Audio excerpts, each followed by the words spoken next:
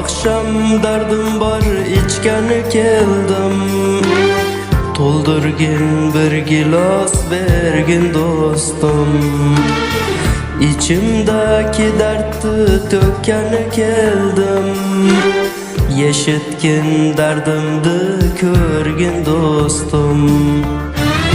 Yeşitgin derdimdi körgin dostum.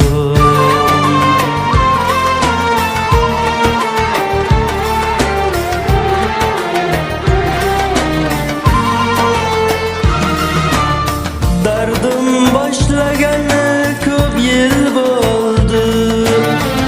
O günden bugünge battar boldum. Bevafalar yoluyga ömrüm öttü. Bir aşık sarhoşman körgin dostum. Derdim başlaganı köp yıl boldu. O günden bugünge battar boldum. Bevafalar yoluyga ömrüm öttü. Bir aşık sarhoşman körgin dostum. Bevafalar yoluyga ömrüm öttü. Bir aşık sarhoşman körgin dostum.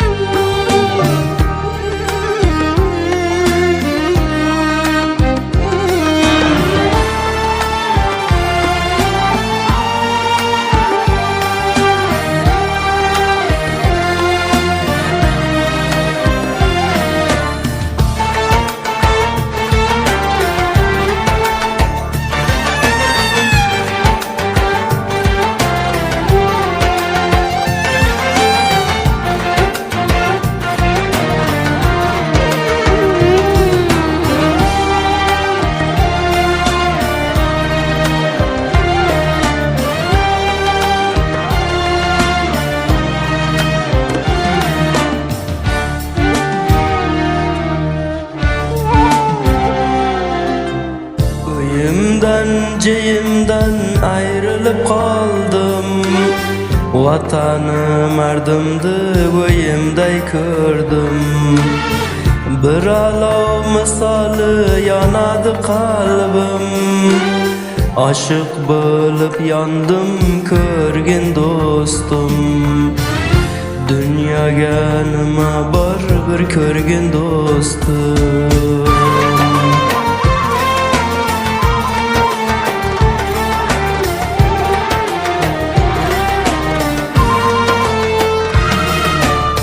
Derdim başlaganı köp yıl boldu.